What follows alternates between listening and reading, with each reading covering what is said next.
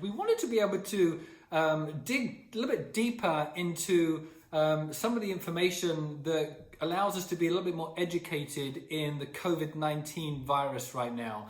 Not everybody has the mind, thought, or the time, believe it or not, in terms of mental energy to be able to dive into the internet and start getting a better understanding of what this virus is, how it's transmitted, and how we can best respond to it. So we wanted to be able to offer this sort of preview, if you will, to be able to give you the understanding of how to respond in those areas. Because there's one thing for sure, and that is when the facts are clear, the choices that we decide to make become obvious for us. And that's exactly what we want to be able to offer in this video, is the ability to be able to give you some facts that allow you to make more intelligent, more informed, more well-educated decisions towards increasing your health and well-being through this time.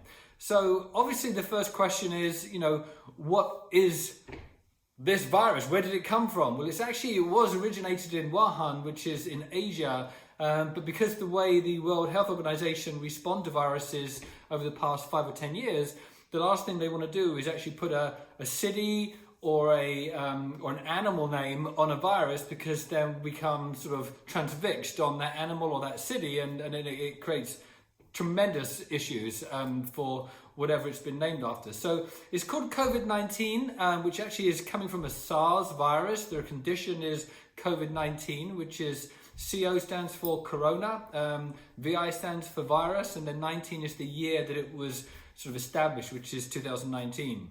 And the first and most important thing that I think is important for us all to understand is that it is not alive. It is not hunting us or following us or flying through the air towards us unless someone sneezes it out. It's not alive, which is really interesting in itself because of the pandemic that's occurred from something that is not even alive at this moment and could never be alive.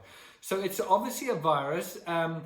The most important thing that we need to understand is how it's transmitted, and then how to eliminate potentially, if it is transmitted, how to increase our immune system to be able to reinforce that it's not going to penetrate as easily as if we had a poor immune system, and that's what we're going to go over.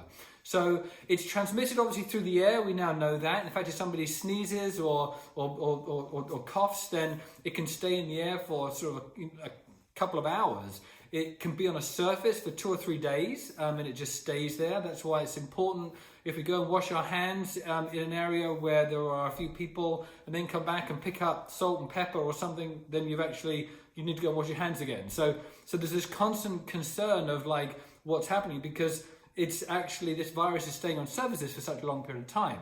So the first and most important thing is to realize that, so that you can respond to it by washing your hands regularly and by watching what you're doing and becoming more self-aware.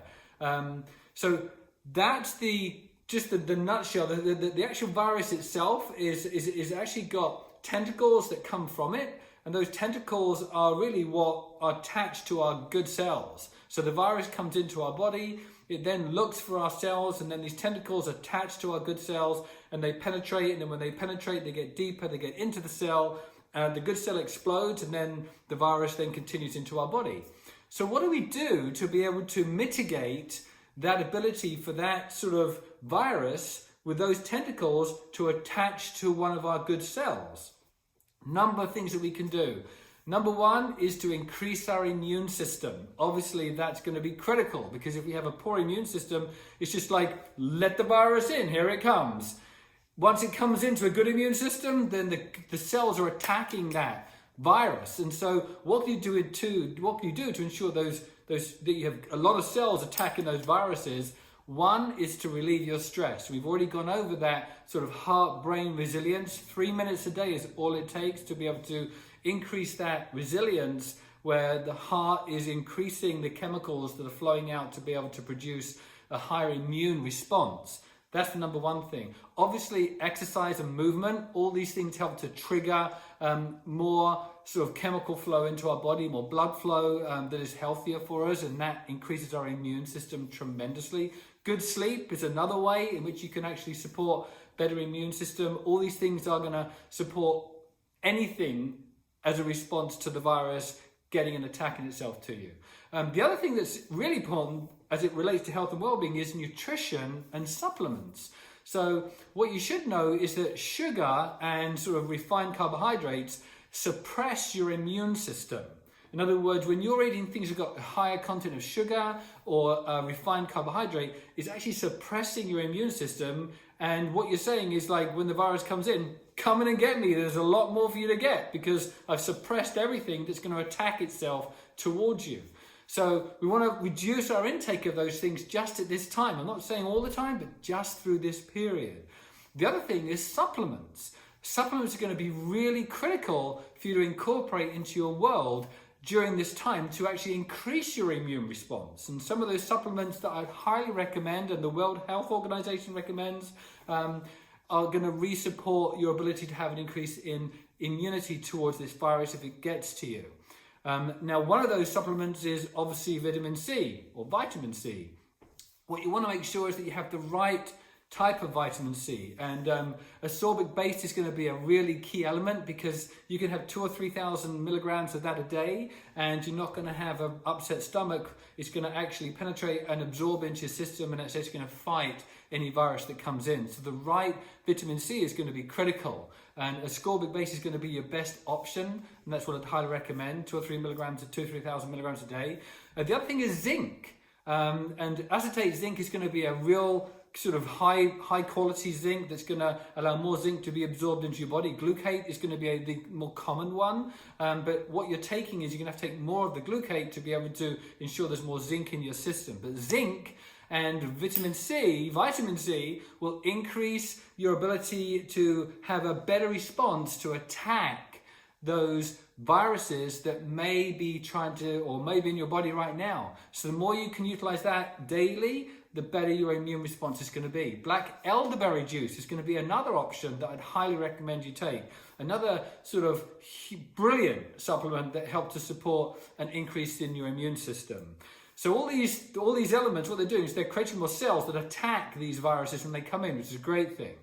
The next thing that I'd highly recommend is a sort of traditional medicine, which is mushrooms, antiviral mushrooms. Now, mushrooms, there's been evidence that have supported that, mushrooms actually, when you have the right mushrooms and you intake those at the right doses, then they're actually going to attack the virus and attach to the virus so that those spikes are there's less ability for those spikes on that virus to actually attach to a good cell.